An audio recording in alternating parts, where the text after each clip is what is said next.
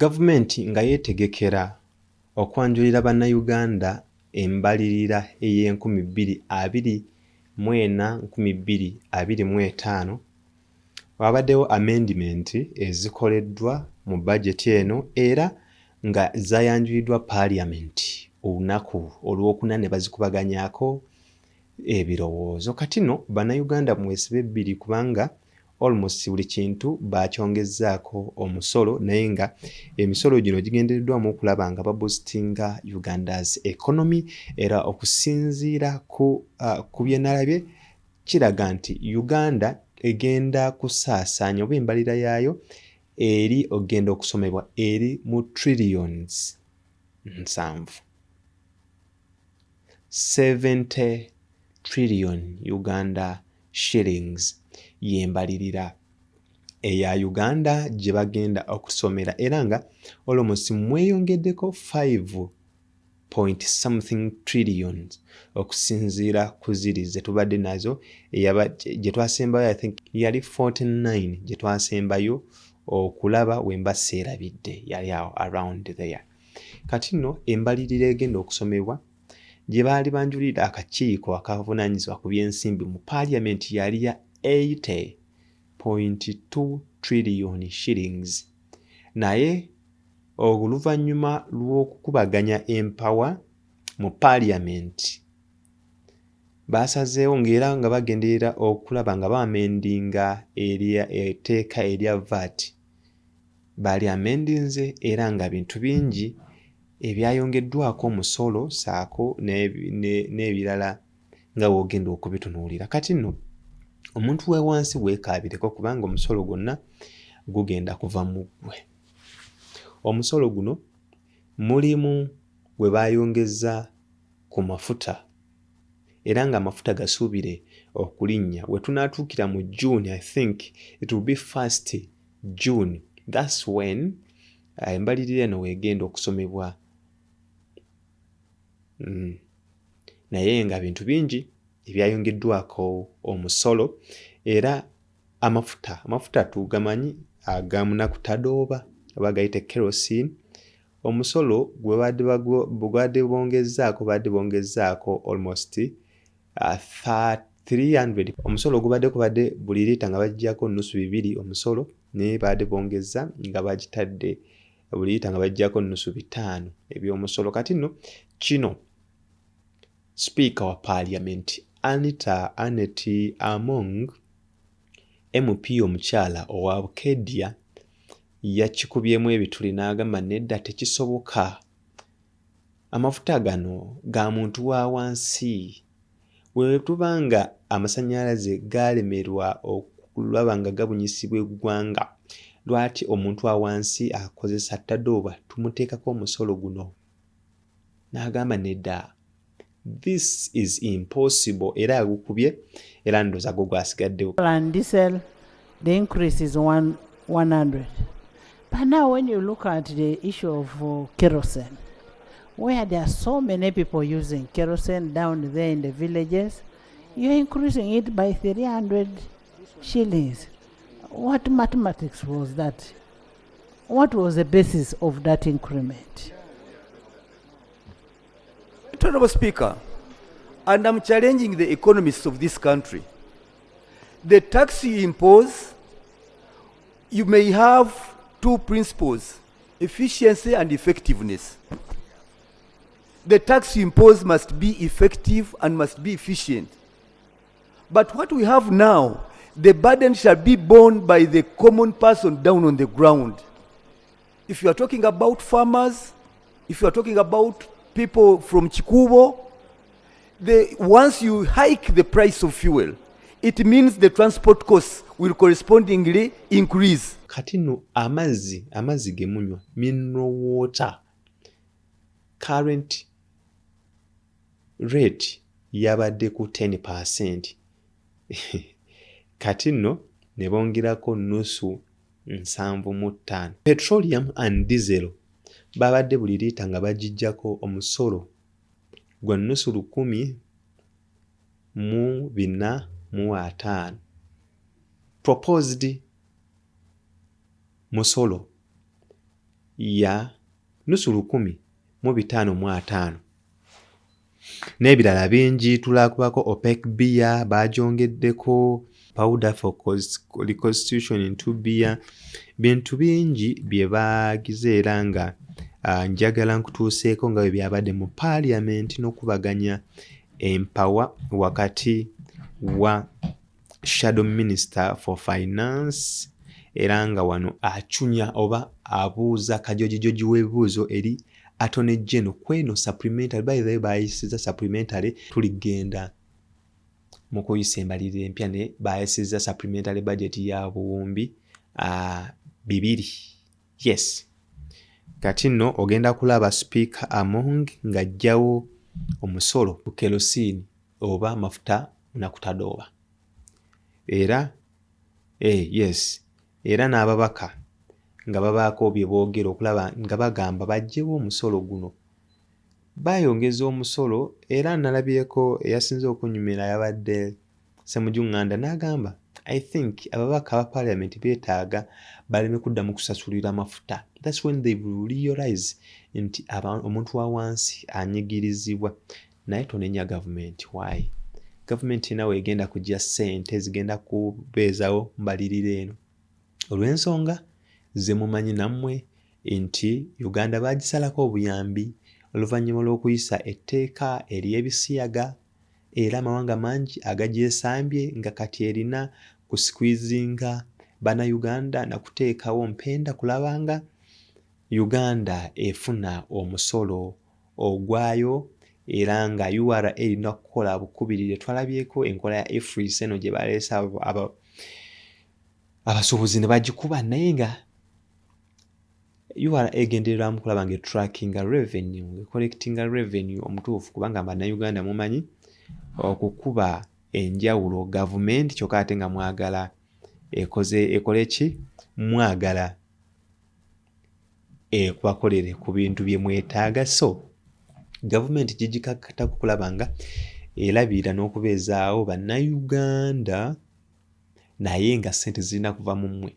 era ne ssente zeyeewola ssente zibeera ziva mu mmwe. Kati nno yensonga lwaki erina okusqueezinga, erina okulaba nga ekwate neno kulaba nga ebeeza ewanirira eggwanga kubanga mu treasury temuli ssente. So Ugandans, you need to wake up and pay taxes, otherwise government nawe egenda kujja ssente zigenda kubalabirira. So byebyo nno nawe mpa ekirowoozo kyo ku misolo gino gye baataddewo gye bayongeza ku bintu era nga weekanga ng'ekintu ky'obadde ogula nusu 1,000 nga kiri ku nusu 200 teweewuunya. Gavumenti yeri okikola pe yes kulaba nga ebeezaawo oba ewanirira embalirira eno okulaba nga ebatuusaako obuweereza obulungi. Yes, erina kujja mu mmwe ssente. Speaks about supplementary requests, and this is what he said. I want to quote him. Continued approval of supplementary budgets without a corresponding increase in revenue financing could be attributed to fiscal indiscipline, which leads to increased funding gap affecting the earlier budget objectives. So the Auditor General reports, and I will use the year 2020 to 2023 because his report is on that year. For example, that in that financial year, with supplementary included, the total budget was 52.5 trillion. That's the total budget that you Parliament approved with the supplementary. But there was only 43 trillion. That is the financing that was realized at the end of the financial year. You first approved the budget of 48 trillion. Then you had 4.4 trillion in supplementary, making the total budget 52 trillion. But the financing available, money from taxes and borrowing, was actually 43 trillion. What the Auditor General is warning this Parliament against is that each time you pass a supplementary here, you give a license to Honorable Musasizi and his group to remove money from items you have approved and use it on their new priorities. That's what the Auditor General is saying. That's point number one. So approve this supplementary knowing that the money you approved earlier, first of all, the funding itself will not be realized, because by the end of the third quarter for this financial year, URA had collected just about 20 trillion out of a 29 trillion target. If they work so hard, maybe they will make them 23.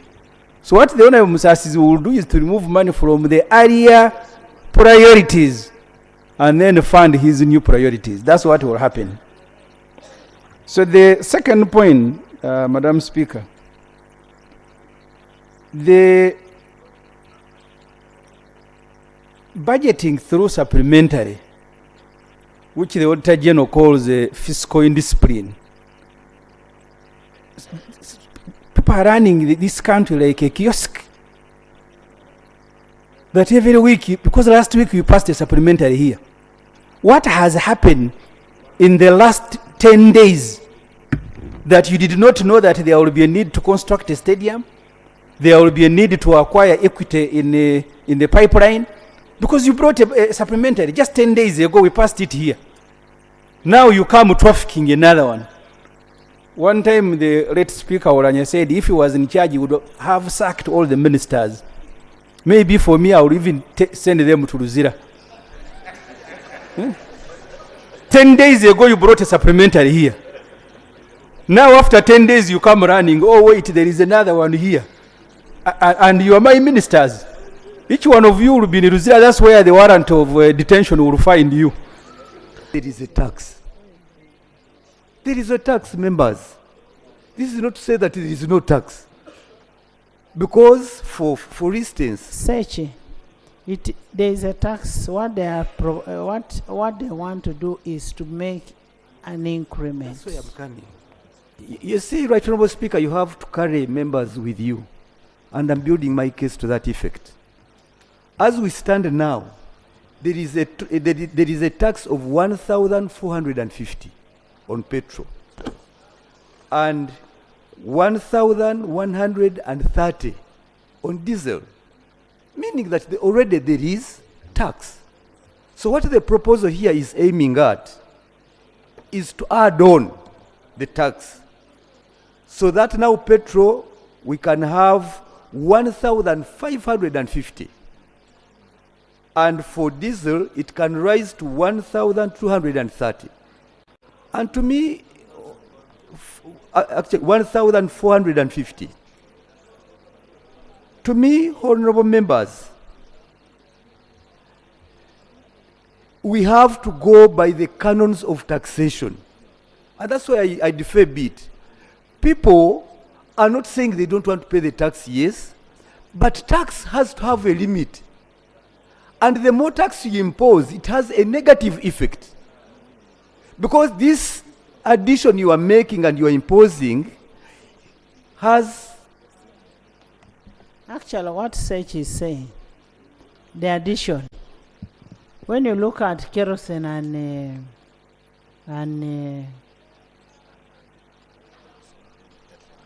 petrol and diesel, the increase is 100. But now when you look at the issue of kerosene, where there are so many people using kerosene down there in the villages, you're increasing it by 300 shillings. What mathematics was that? What was the basis of that increment?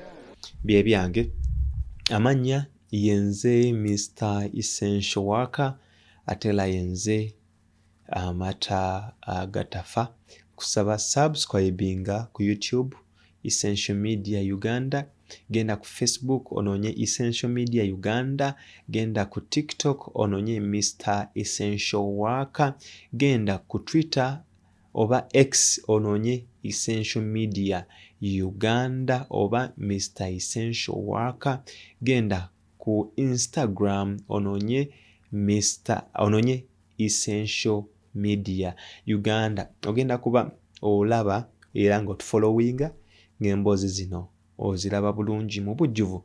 Nkusiibulidde wano lwa Katonda n'ensi yange. Don't forget to pray. Era nga tukimanyi nti Jesus is Lord.